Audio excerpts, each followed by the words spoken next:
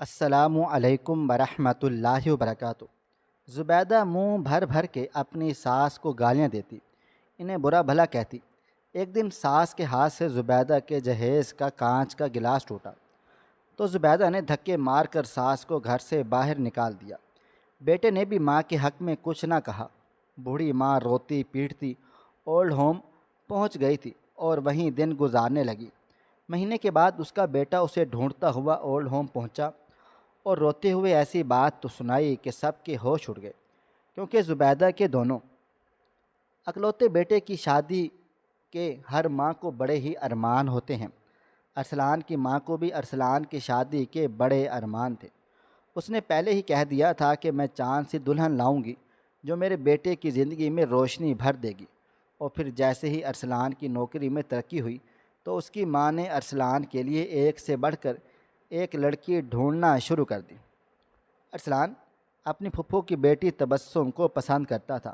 اس نے دبے دبے لفظوں میں اماں کے سامنے اپنی پسند کا اظہار کیا تو اماں نے صاف ہاتھ جھاڑ دیے اور کہنے لگی، اسی کالی کلوٹی لڑکی کو میں اپنی بہو کیوں بناؤں گی؟ اکلوتے بیٹے کے لیے میں تو چاند کا ٹکڑا ڈھونڈوں گی۔ اماں کی بات سن کر ارسلان حیران رہ گیا، کیونکہ تبسم کالی کلوٹی نہیں تھی، بس اس کی رنگت تھوڑی سی گندمی تھی، لیکن نہ جانے کیوں اماں نے اس میں ایسی خامی نکال دی۔ ارسلان نے ماں کو بہت سمجھایا کہ پھپھو کی بیٹی تبسم بہت نیک اور دیندار لڑکی ہے، گھر کو جنت بنا دے گی۔ دراصل ارسلان کافی عرصے سے اس سے محبت کرتا تھا اور بس صحیح وقت کے انتظار میں تھا، لیکن جب صحیح وقت آیا تو اس کی ماں نے صاف انکار کر دیا تھا۔ اسے اپنے دودھ کا واسطہ دیا اور کہا کہ پھپھو کے گھر کوئی رشتہ نہیں کرنا، شادی تو وہ پہلے ارسلان کی کسی گوری چٹی خوبصورت لڑکی سے ہی کریں گی۔ پھر ارسلان کی اماں نے کچھ جاننے والوں سے کہہ کر رشتے کی تلاش شروع کر دی اور تب کہیں جا کر انہیں زبیدہ پسند آئی تھی۔ اس کا تعلق ایک امیر کبیر گھرانے سے تھا، گوری چٹی تھی، بہت خوبصورت تھی، لیکن ارسلان کو وہ پھر بھی پسند نہیں آئی تھی، کیونکہ ارسلان کا دل تبسم میں ہی اٹکا ہوا تھا۔ تبسم بھی کہیں نہ کہیں ارسلان کو پسند کرتی تھی اور ارسلان بھی اس بات سے واقف تھا۔ دراصل ارسلان کی اماں کو تبسم سے نہیں بلکہ اس کی ماں سے بیر تھا۔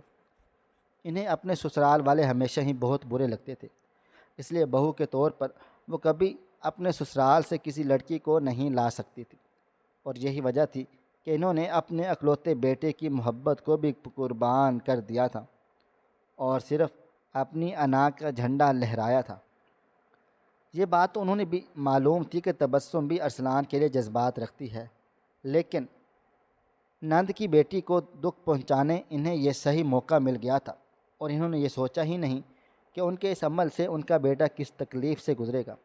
جب تبسم کو پتہ چلا کہ اس کی ممانی نے ارسلان کے لیے کوئی گوری چٹی اور امیر لڑکی پسند کی ہے تو اس نے ارسلان کو فون کر کے خوب منتیں کی کہ میرے ساتھ اتنا بڑا ظلم نہ کرو۔ ارسلان ماں کے آگے مجبور تھا، اس لیے تبسم سے معافی مانگ کر محبت کے سلسلے کو ہمیشہ کے لیے خاموش کر دیا تھا۔ ارسلان خود بھی بہت زیادہ دکھی تھا، لیکن وہ کچھ بھی نہیں کر سکتا تھا۔ حالات نے دونوں کو ایک نہ ہونے دیا اور ارسلان کی ماں اپنی ضد سے زبیدہ کو اپنے گھر کی بہو بنا کر لیا۔ زبیدہ نہ صرف امیر تھی بلکہ بہت ہی بد مزاج قسم کی لڑکی تھی، لیکن ارسلان کی اماں کی آنکھوں کی تو پٹی بندھ گئی تھی۔ انہوں نے زبیدہ کی ظاہری خوبصورتی کو دیکھ کر اسے اپنے گھر کی زینت بنا لیا تھا، بنا یہ سوچے سمجھے کہ گھر عورت کی خوبصورتی نہیں بلکہ خوبصورتی سے بنتا ہے۔ ماں کے ہاتھوں مجبور ہو کر ارسلان اپنے جذبات پر باندھے زبیدہ سے نکاح کر کے اسے گھر لایا اور اس کے ساتھ اپنی ازدواجی زندگی شروع کرنی چاہی تو زبیدہ نے شادی کی پہلی رات ہی کئی شرائط رکھ دیں۔ وہ کہنے لگے، گھر آتے ہی سیدھے میرے پاس آنا، گھنٹوں اپنی ماں کے کمرے میں بیٹھنے کی ضرورت نہیں ہے، اور ہم دونوں اکیلے ہنی مون پر جائیں گے۔ یہ کہہ کر انکار نہ کرنا کہ تمہاری ماں یہاں اکیلی رہ جائے گی اور میں تمہارے گھر کے کوئی کام کاج بھی نہیں کروں گی۔ میرے ماں باپ کے گھر میں ملازم تھے، تم بھی ملازم رکھ کر دو گے۔ اس نے ارسلان سے آتے ہی ڈھیروں شرائط رکھ دیں اور ارسلان ہکا بکا سے رہ گیا۔ اسے شادی کی رات بیوی سے اس قدر بے باکی کی امید نہیں تھی کوئی بھی نئی دلہن اپنے شوہر سے منہ پھاڑ کر اس طرح کی فرمائشیں کیسے کر سکتی تھی جیسے کہ زبیدہ کر چکی تھی؟ لیکن وہ زبیدہ کے آگے خاموش ہو گیا، کیونکہ اماں نے اسے پہلے کہہ دیا تھا کہ امیر گھر کی لڑکی ہے، تھوڑی چاؤ چونچلے دکھائے گی، شروع میں ناز نخرے برداشت کر لینا، بچے ہونے کے بعد تو سب کچھ ہی عورتیں گھرداری میں مصروف ہو جاتی ہیں۔ لیکن زبیدہ بھی دوسری عورتوں کی طرح ٹھیک ٹھاک ہو جائے گی۔ لیکن ارسلان کو اندازہ ہو گیا تھا کہ زبیدہ سنبھلنے والی نہیں ہے، مگر یہ اس کی ماں کی پسند تھی، اس لیے اس نے برداشت کرنا ہی تھا، جبکہ سچ تو یہ تھا کہ ارسلان کی تنخواہ اتنی زیادہ نہیں تھی کہ وہ زبیدہ کو اس کے ماں باپ کی جیسے سہولتیں دے پاتا۔ لیکن پہلی رات تو اس نے یہ سوچ کر زبیدہ سے کوئی بات نہیں کی کہ گھر مہمانوں سے بھرا پڑا تھا اور زبیدہ کے انداز بتا رہے تھے اگر میں نے کچھ کہا تو وہ خاموشی سے نہیں بیٹھیں گی۔ اپنی عزت کو بچانے کے لیے اس نے زبیدہ کی ہر بات پر حامی بن لی، لیکن اگلے ہی دن زبیدہ نے اپنے رنگ دکھانے شروع کر دیے۔ اس نے ساتھ سے صاف صاف کہہ دیا کہ اب آپ کا دور ختم ہوا، آپ اپنے کمرے میں رہا کریں، گھر گرہستی کا میں کام کاج دیکھ لوں گی۔ گھر کی چابیاں اور سارا خرچ وغیرہ زبیدہ نے اپنے ہاتھ میں لے لیا تھا اور ساس کو بالکل بھی کونے سے لگا دیا تھا۔ سارا گھر زبیدہ کے جہیز سے بھرا پڑا تھا، ساس کو کسی چیز کو ہاتھ نہ لگانے دیتی، اگر غلطی سے وہ کسی چیز کو ہاتھ لگا لیتی تو زبیدہ خوب ہنگامہ کھڑا کرتی اور انہیں ڈھیروں باتیں سناتی۔ ایک روز گرمی کی وجہ سے ٹھنڈا پانی پینے کے لیے ارسلان کی اماں نے فریج کھولا تو زبیدہ نے چیخ چیخ کر سارا گھر سر پر اٹھا لیا تھا۔ کہنے لگی، آپ تو میری چیزوں کا ستیہ ناش ہی کر دیں گی، آپ کے کمرے میں مٹکا رکھ دیا ہے، اس کا ہی پانی پی لیا کرے، اس عمر میں میرے شوہر کی تنخواہ آپ دونوں کی دوائیوں سے نکل جائے گی۔ ارسلان کی اماں کہنے لگی، یہ تو کل رات سے ہی خالی پڑا ہے، میری بوڑھی ہڈیوں میں اتنی طاقت نہیں کہ وہ مٹکا بھر کر اسے اٹھا کر کمرے تک لے جاؤں، تم کسی ملازم وغیرہ سے کہہ دو۔ ساس کی بات سن کر زبیدہ کی تیوری چڑھ گئی اور زبیدہ نے صاف صاف کہہ دیا کہ یہ میرے ملازم ہیں، ان کا آپ سے کوئی تعلق واسطہ نہیں، آپ اپنے کام خود کیا کرے، میں انہیں آپ کے کاموں کی تنخواہ نہیں دیتی۔ بہو کے منہ سے ایسی باتیں سن کر ارسلان کی اماں کا منہ بھر گیا تھا، لیکن بڑی مشکل سے انہوں نے مٹکا بھرا اور اپنے کمرے میں لے گئے۔ کمر کا درد اور بھی بڑھ گیا تھا اور کمرے میں جاتے ہی وہ بستر پر دراز ہو گئے، ان کی آنکھوں میں آنسو بہنے لگے، گرمی زوروں کی پڑ رہی تھی، ان کا کمرہ تندور بنا ہوا تھا، جبکہ زبیدہ کے کمرے میں اے سی لگا ہوا تھا۔ گھر میں ہر طرح کی سہولت تھی، لیکن سب چیزیں زبیدہ کے لیے تھیں۔ ارسلان کی اماں کو کسی ایک چیز سے بھی کوئی فائدہ نہیں تھا۔ سارا دن زبیدہ اے سی میں عیش کرتی اور ارسلان کی اماں گرم کمرے میں پڑی رہتی، گرمی سے بلبلاتی رہتی۔ شروع میں ارسلان نوکری سے واپس میں کچھ دیر کے لیے ان کے پاس رک جایا کرتا تھا، لیکن اب تو اس نے وہ بھی ختم کر دیا تھا، کیونکہ جیسے ہی ارسلان اپنی ماں کے پاس بیٹھا زبیدہ ہنگامہ کھڑا کر دیتی اور اس قدر جھگڑا کرتی کہ اس نے خود ہی خاموشی سے کنارہ کشی اختیار کر لی ہے۔ ارسلان کی اماں نے بھی اسے کچھ نہیں کہا، کیونکہ وہ اپنے وجہ سے وہ بیٹے کی گھرستی خراب نہیں کرنا چاہتی۔ وہ کام سے تھکا ہارا آتا، پھر زبیدہ کے جھگڑے اسے پریشان کر دیتے۔ یہی سوچ کر انہوں نے کبھی بھی اپنے بیٹے سے کوئی شکایت نہ کی تھی۔ شادی کو 1 مہینہ ہی ہوا تھا کہ زبیدہ کی اصلیت ارسلان کی اماں کو پتہ چل گئی۔ وہ جان گئی کہ انجانے میں انہوں نے کتنا غلط فیصلہ کر لیا ہے، لیکن بیٹے کے آگے انہوں نے کبھی زبیدہ کی کوئی برائی نہ کی کہ بیٹے کا گھر بس جائے۔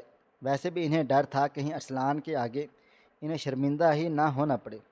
ارسلان کی اولین خواہش تو تبسم تھی، زبیدہ تو زور زبردستی ہی انہوں نے ارسلان کے سر پر تھوپا تھا، اور اب وہ اس کی برائی کر کے اس فیصلے کو غلط ثابت نہیں ہونے دے سکتی تھی، اس لیے خاموشی سے بہو کے برے رویوں کو برداشت کرتی رہی تھی۔ دوسری طرف زبیدہ ارسلان کے کان بھرتی رہی، اسے بتاتی رہی کہ اس کے جاتے ہی کس طرح اس کی اماں زبیدہ کی اس کی چیزیں برباد کرنے کی کوشش کرتی۔ کبھی ارسلان سن کر نظر انداز کر دیتا تو کبھی اس کا دل اماں کی طرف سے کھٹا سا ہو جاتا تھا۔ پھر ایک دن زبیدہ کی کچھ سہیلیاں تھیں ہمارے گھر چلی آئیں، اور اتفاق سے اس دن ملازمہ چھٹی پر تھی۔ زبیدہ نے ساس کو کہہ دیا کہ ساری تیاری آپ نے کرنی ہے، ارسلان کی اماں کچھ دنوں سے بیمار تھی، اس لیے ان کے لیے کھڑا ہونا بھی مشکل تھا، مگر بہو کے کہنے پر وہ باورچی خانے میں چلی گئی۔ گرتے گرتے پڑتے انہوں نے وہ ساری چیزیں تیار کی جس کی فرمائش زبیدہ نے کی تھی، لیکن ٹیبل پر لگاتے ہوئے ان سے تھوڑا سا سالن گر گیا۔ پھر کیا تھا، زبیدہ نے اپنے دوستوں کے آگے ہی انہیں ایسا بے عزت کیا کہ وہ شرم سے پانی میں گڑ گئی۔ ان کی حالت ملازمہ سے بھی بدتر تھی اور وہ روتے دھوتے اپنے کمرے میں بند ہو گئی۔ انہیں یقین تھا کہ جب رات کو ان کا بیٹا انہیں رات کے کھانے پر نہیں دیکھے گا تو ان کے کمرے میں ضرور آئے گا، لیکن اس رات ارسلان بھی ان کے پاس نہ آیا تو ان کا دل ٹوٹ گیا۔ ارسلان ویسے بھی تو ان کے کمرے میں اب بہت ہی کم آتا جاتا تھا، لیکن انہیں لگتا تھا کہ شاید کھانے کی ٹیبل پر ماں کو نہ پا کر وہ ضرور پوچھے گا، مگر نہ جانے کیوں وہ کہاں پر رہ گیا تھا۔ اور پھر اس رات ارسلان کی اماں بھوکی ہی بستر پر پڑی رہ گئی تھی، طبیعت بھی خراب ہو رہی تھی۔ وہ بے چینی سے کروٹیں بدلنے لگی، بے اختیار ہی اس نے اپنی ساس یاد آنے لگی۔ ان کی ساس بھی عمر کے آخری حصے میں ایسے ہی تنہائی کاٹ رہی تھی، لیکن ارسلان کی اماں پلٹ کر انہیں پوچھتی تک نہیں تھی۔ کام کا بہانہ بنا کر خود سارا دن یہاں وہاں رہتی، ہر وقت اپنی ساس کے مرنے کی دعائیں مانگتی، اور پھر ایک دن اپنے شوہر سے اپنی ساس کی شکایتیں لگاتی۔ ماضی کا ایک ایک گناہ انہیں یاد آ رہا تھا جب وقت خود کو دہرا رہا تھا۔ آج وہ ساس تھی اور بہو کوئی اور۔ آج بھی وہ اسی طرح تنہائی کا شکار تھی جس تنہائی کا شکار گزرے کل میں ان کی ساس تھی، اور بے اختیار ہی انہیں اپنی ساس کی آنکھوں میں نمی یاد آ گئی تھی۔ ان کی ساس کی آنکھیں ہر وقت ہی تو نم رہتی تھیں، اور آج وہ نمی یاد کر کے ان کی آنکھوں میں خود بخود نمی اتر رہی تھی۔ کبھی کبھی انسان کو اپنی غلطیوں کا بہت احساس ہوتے ہوئے بہت دیر ہو جاتی ہے، اور ارسلان کی ماں کو بھی اپنی غلطیوں کا احساس وقت گزرنے کے ساتھ ہو رہا تھا۔ تبسم کی ماں نے اپنی ماں کی موت پر ان سے بہت جھگڑا کیا کہ وہ آخری وقتوں میں اپنی ساس کا خیال نہیں رکھ رہی تھی، بجائے اس کے کہ وہ اپنی غلطی کو تسلیم کرتی یا پھر انہیں احساس دلاتی کہ الٹا تبسم کی ماں سے جھگڑا کر پڑی تھی، اور بات زیادہ بڑھی تو ان کا دل تبسم کی ماں کی طرف سے برا ہو گیا تھا، جبکہ وہ جانتی تھی کہ ان کی ماں نے کوئی غلط بات نہیں کی، بلکہ ہر بیٹی ماں کے لیے لڑتی جھگڑتی ہے، اور تبسم کی ماں نے یہی سب کچھ کیا تھا۔ لیکن اس وقت تو یہ بات انہیں بہت بری لگ گئی تھی۔ اب جب خود پر بیت رہی تھی تو انہیں اپنی ہر غلطی کا احساس ہو رہا تھا۔ وہ رو رو کر اللہ تعالیٰ سے دعائیں مانگ رہی تھی کہ اللہ تعالیٰ انہیں معاف کر دیں، لیکن حقوق العباد کی معافی تو انسانوں سے ہی ملتی ہے، اور ان کی سانس گزر چکی تھی۔ وہ ساری رات انہی پچھتاووں میں آگ میں جلتے ہوئے گزار دیتی، پھر صبح کے وقت وہ خود ہی ہمت کر کے کمرے سے نکل جاتی۔ ارسلان سامنے بیٹھا ہوتا، ناشتہ کر رہا ہوتا۔ وہ ارسلان کے پاس جا کر بیٹھ گئی، ان کی خیر خیریت پوچھنے لگی تو ارسلان نے ایک ٹھنڈی نظر ان پر ڈالی اور آہستہ سے کہا، کل رات تبسم کی منگنی تھی۔ اور پھر وہ اٹھ کر گھر سے نکل گیا۔ ارسلان کی ماں کا دل دھک سے رہ گیا۔ وہ جان گئی کہ کل رات ان کا بیٹا ان کے کمرے میں کیوں نہیں آیا۔ ان کی گائی ہوئی آگ میں جل رہا تھا، تبسم کسی اور کی ہونے جا رہی تھی، اور یہ بات ارسلان کو برداشت سے باہر تھی۔ اس کی آنکھوں کی سرخی اس بات کی عکاسی کر رہی تھی کہ وہ آج بھی تبسم کے خیال میں جل رہا ہے۔ انہیں اپنے غلط فیصلوں پر افسوس ہو رہا تھا، لیکن اب پچھتاوے سے کیا ہو سکتا تھا؟ سب کچھ انہوں نے اپنے ہاتھوں میں ہی خراب کر لیا تھا۔ ان کی آنکھوں سے آنسو گرنے لگے، اور اتنے میں زبیدہ کمرے سے باہر نکل آئی تھی۔ ساس کو روتا ہوا دیکھ کر وہ غصے سے کہنے لگی، آپ نے یقیناً میرے شوہر کو کچھ الٹا سیدھا کہا ہوگا، ایسے آنسو دکھا کر اسے پریشان کیا ہوگا۔ وہ دفتر جانے کے لیے نکل رہا ہوتا ہے، اس وقت اس کے سامنے نہ آیا کروں، اور آپ کی منحوس شکل دیکھ کر تو میں کسی کا بھی دن خراب کر سکتا ہوں۔ زبیدہ نے بہت ہی گندے لفظوں میں اس کی بات کی تھی، اور اس کے بعد انہیں کمرے میں جانے کا حکم دیا تھا۔ وہ واپس کمرے میں آ گئی تھی۔ کچھ دیر کے بعد ایک ملازمہ رات کی بچی ہوئی روٹی اور سالن وغیرہ ان کے پاس رکھ گئی تھی، اور پھر وہی ان کا ناشتہ تھا۔ آنسو بہاتے بہاتے ارسلان کی اماں نے رشتہ ناتا ختم کر دیا تھا۔ وہ جانتی تھی کہ گھر میں دنیا جہاں کی چیزیں موجود ہوں، لیکن ان کے لیے بس یہ باسی کھانا ہی تھی۔ اور پھر دن ایسے گزرنے لگ گئے تھے، جب کبھی وہ کمرے سے باہر نکلتی تو زبیدہ ان کا جینا مشکل کر دیتی۔ آہستہ آہستہ ان کا دم گھٹنے لگا، وہ آزاد فضا میں سانس لینا چاہتی تھی۔ ایک دوپہر زبیدہ اپنے کمرے میں تھی کہ جبھی وہ کمرے سے باہر نکلا اور باورچی خانے تک چلے گئی۔ بھوک سے اس کا برا حال ہو رہا تھا، ہاتھ پاؤں تھر تھر کانپ رہے تھے، شاید ان کی شوگر لو ہو رہی تھی اور وہ جلدی جلدی کھانا کھانے کے لیے تلاش کرنے لگ گئے تھے۔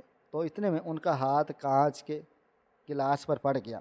شاید زبیدہ نے پانی پی کر گلاس بالکل کونے سے ہی ٹائل پر رکھ دیا تھا۔ ہاتھ لگنے سے ہی گلاس فرش پر گرا اور چکنا چور ہو گیا۔ گلاس ٹوٹنے کی آواز پر زبیدہ کمرے سے نکلی تھی، اور جب اس نے اپنے جہیز کا قیمتی گلاس ٹوٹا ہوا دیکھا تو اس کا دماغ ساتویں آسمان پر پہنچ گیا تھا۔ وہ خوب چیخے چلائی تھی اور پھر اس نے اپنی سانس پر ہاتھ رکھ دیا۔ ارسلان کی اماں کو زبیدہ سے اس رویے کی امید ہرگز بھی نہ تھی۔ انہوں نے مزاحمت کی اور زبیدہ کو برا بھلا کہا تو زبیدہ نے انہیں دھکے دے کر گھر سے باہر کھڑا کر دیا تھا اور کہنے لگی کہ اب آپ اپنا رستہ الگ کر لیں اور ہمیں سکون سے جینے دیں۔ ارسلان کی اماں دروازے پر بیٹھ گئی تھی، رونے لگی۔ ارسلان کے سوا اس کا تھا ہی کون؟ شام کے وقت ارسلان گھر لوٹا تو اماں اس کو ہر طرح سے دروازے پر دیکھ رہی تھی۔ اس نے اپنی بیوی سے بات کی تو زبیدہ نے پتہ نہیں کون سی چوری کا الزام اپنی ساس کے سر پر ڈالا تو ارسلان کے منہ کو تالا لگ گیا تھا۔ اس نے ماں کے حق میں ایک لفظ بھی نہیں کہا اور بیوی کے کہنے پر خود انہیں اولڈ ہوم میں چھوڑ کر چلا گیا تھا۔ جاتے جاتے وہ انہیں یقین دلا کر گیا تھا کہ ان سے ملنے ضرور آتا رہوں گا، اور ان کی بات سن کر وہ میرا مسکرا ڈالی تھی، اور ہمیں ایک چھت کے نیچے رہتے ہوئے 2 مہینے کے بعد انہیں اپنی شکل دکھاتا تھا۔ اولڈ ہوم میں کیا خاک ان سے ملنے آتا؟ وہ جان گئی تھی کہ اپنے غلط فیصلوں کا انہیں اب ساری زندگی خمیازہ بھگتنا ہوگا۔ انہوں نے گھر میں غلط عورت کو جگہ دی تھی، جس سے زیادہ برا کیا ہو سکتا تھا کہ اب وہی عورت ان کے گھر کی مالکن بن چکی تھی۔ وہ خاموشی سے اپنی زندگی کے آخری دن گزار رہی تھی۔ ان کا دل ہر طرف سے اچاٹ ہو گیا تھا۔ اولڈ ہوم میں ان کی طرح بہت ساری عورتیں تھیں جو اپنے گھروں سے دور اپنے بچوں کی یاد میں تڑپتی رہتی تھیں، لیکن کوئی بھی ان سے ملنے کے لیے نہیں آتا تھا۔ ارسلان کی ماں کو بھی یقین ہو گیا تھا کہ اس کی زندگی بھی ایسے ہی مکمل ہو جائے گی، انہیں بھی تنہا اپنی زندگی گزارنی نہیں ہوگی۔ اور پھر دن تیزی سے گزرے اور عید کا دن قریب آ گیا تو ان کا دل اداس ہو گیا۔ ہر سال وہ مجھے اپنے گھر میں بڑے سے اچھے طریقے سے عید مناتی تھی، گھر میں خوب چراغاں کرتی تھی، اچھے اچھے کھانے بناتی اور ارسلان کے لیے ایک سے بڑھ کر ایک نئے کپڑے خریدتی۔ ارسلان ان کا اکلوتا بیٹا تھا اور وہ بیوہ ہونے کے ساتھ ساتھ انہوں نے اپنے بیٹے کو کبھی کسی چیز کی کمی بھی نہیں ہونے دی تھی۔ ان کا دل کانپ اٹھا تھا، یہ عید ان کو ارسلان کے بغیر گزارنی ہوگی۔ کوئی انہیں نئے کپڑے نئی چیزیں دلانے والا نہیں رہا تھا۔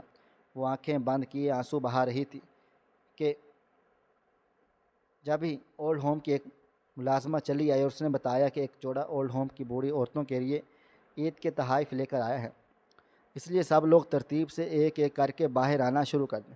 یہ ساری عورتیں سن کر بڑی خاموش ہو گئی۔ ان عورتوں کے ساتھ ارسلان کی ماں بھی تھی جو لائن میں لگ گئی۔ دل میں کوئی جذبات تو نہ تھے، بس رسماً وہ بھی لوگوں کے ساتھ باہر چل پڑی اور باہر جوان لڑکا لڑکی کھڑے تھے۔ سب کو باری باری عید کے نئے سوٹ اور تحائف دیے جا رہے تھے۔ جب ارسلان کی ماں کی باری آئی اور انہوں نے نظر اٹھا کر اس لڑکی کو چہرہ دیکھا، وہ شرم سے زمین میں غرق ہو گئے۔ شرم سے دوبارہ وہ اس سے نظریں نہ ملا سکے۔ ان کے ہاتھ کپ کپا رہے تھے۔ اس لڑکی کے منہ سے بے ساختہ ہی نکلا تھا، مومانی جان آپ یہاں کیا کر رہی ہیں؟ یہ سننا تھا کہ ارسلان کی ماں کی آنکھوں میں آنسو بہنے لگے۔ وہ لڑکی کوئی اور نہیں بلکہ تبسم تھی۔ وہ اپنے شوہر کے ساتھ اسی اولڈ ہوم میں بوڑھی عورتوں کو کپڑے وغیرہ دینے کے لیے آئی ہوئی تھی۔ اس کا شوہر ایک انتہائی امیر انسان تھا۔ وہ اس کی سنگت میں خوش نظر آ رہی تھی۔ آج بھی وہ پہلے کی طرح تر و تازہ تھی اور اپنی ممانی کو دیکھ کر فوراً اس نے انہیں سینے سے لگا لیا تھا۔ تبسم کے گلے لگتے ہی وہ پھوٹ پھوٹ کر رو دی تھی اور پھر اس سے اپنی کوتاہیوں کی معافی مانگنے لگ گئی تھی۔ تبسم نے کھلے دل سے انہیں معاف کر دیا تھا، انہیں تحائف میں جوڑے دیے تھے، لیکن جب اس کے شوہر کو پتہ چلا کہ یہ تبسم کی ممانی ہے تو وہ کہنے لگا آپ ہمارے ساتھ چلیں، ہمارے گھر میں رہیے گا۔ ارسلان کی ماں نے صاف انکار کر دیا۔ وہ کیسے تبسم کے سسرال میں جا کر رہ سکتی تھی؟ بس انہوں نے تبسم سے یہ وعدہ لیا کہ ان سے ملنے آتی رہا کریں گے۔ تبسم نے بھی وعدہ کر لیا تھا، اور پھر وہ دونوں ایک دوسرے دن ان کی من پسند چیزیں لے کر آ گئی تھی۔ تبسم کے ساتھ بیٹھ کر انہوں نے گھنٹوں باتیں کر ڈالی تھیں اور اپنے دل کا بوجھ ہلکا پھلکا سا کر لیا تھا۔ اپنی ہر غلطی کو معاف کیا تھا، اور ایسا کر کے انہیں بہت زیادہ سکون مل گیا تھا۔ تبسم نے بھی ان کی حالت دیکھ کر انہیں جینے کے لیے ایک وجہ دے ڈالی تھی، ورنہ تو وہ اپنے وجود کو مردہ محسوس کرنے لگ گئی تھی۔ ایسے ہی مہینہ ہوا تھا، اور ایک دن وہ صبح اٹھی تو انہیں پتہ چلا کہ ان کا بیٹا ملنے کے لیے آیا ہے۔ عید کی صبح تھی، اس لیے وہ خوشی سے بیٹے سے ملنے کے لیے دوڑی، لیکن انہیں لگا تھا کہ شاید بیٹا ان سے ملنے عید آیا ہو۔ لیکن وہاں پہنچی تو بیٹے کے چہرے پر نظر پڑتے ہی اس کی جان نکل گئی۔ ارسلان کے ماتھے پر پٹی بنی ہوئی تھی، وہ نم آنکھیں لیے بیٹھا تھا، اپنی ماں کو دیکھ دیکھ کر پھوٹ کر رونے لگا۔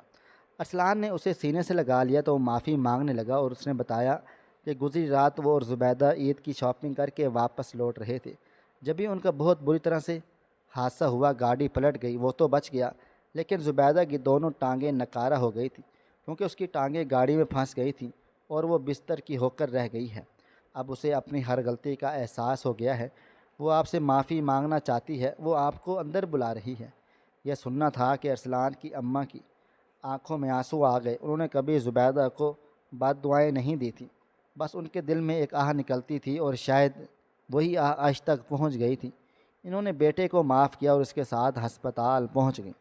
زبیدہ کی حالت بہت خراب تھی، وہ رو رو کر معافیاں مانگ رہی تھی۔ ارسلان کی ماں نے اپنا دل بڑا کیا اور اسے معاف کر دیا، جس طرح تبسم نے انہیں معاف کیا تھا، اور وہ اس کی خدمت کرنے لگی، کیونکہ اب زبیدہ ان کے رحم و کرم پر تھی۔ دھیرے دھیرے حالات بدلنے لگے۔ زبیدہ نے انہیں ان کی جگہ دی تو انہوں نے زبیدہ کو سر آنکھوں پر بٹھا لیا، اور ان کی گھرہستی کی گاڑی ٹھیک طرح سے چلنے لگی۔ ارسلان کی ماں نے اپنی ننس سے بھی معافی مانگ لی تھی، اور انہوں نے بھی ارسلان کی ماں کو معاف کر دیا تھا۔ کاش کہ وہ پہلے ہی رشتے کو سمجھ جاتی تو زندگی اتنی مشکل نہ بنتی، لیکن کبھی کبھی انسان ٹھوکر کھا کر ہی سنبھلتا ہے۔ ارسلان کی ماں اور زبیدہ نے جو ٹھوکر کھائی تھی، اس کے بعد ہی وہ دونوں سنبھل گئی تھیں۔ ساس اور بہو کا رشتہ بہت زیادہ پیچیدہ نہیں ہوتا، یہ ایک بہت آسان سا رشتہ ہے، جس میں دونوں ایک ہی مرد کو برابر برابر بانٹنا ہوتا ہے۔ جب بیٹا ماں کے قریب ہو تو بیوی کو احتراماً دور ہو جانا چاہیے، اور جب بیٹا بیوی کے قریب ہو تو ماں کو اخلاقاً اپنی حد میں رہنا چاہیے۔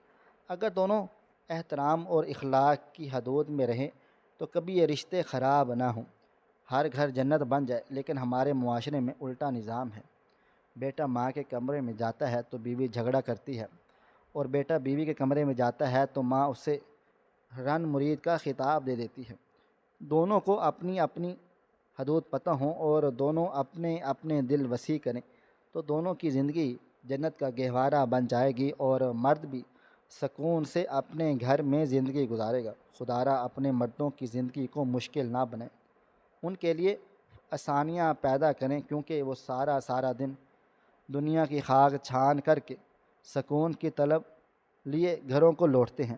ناظرین، مزید اس طرح کے سبق آموز کہانیاں سننے کے لیے ہماری ویڈیوز کو لائک کریں، شیئر کریں، اور ہمارے چینل کو سبسکرائب کر لیں۔ شکریہ۔ اللہ حافظ۔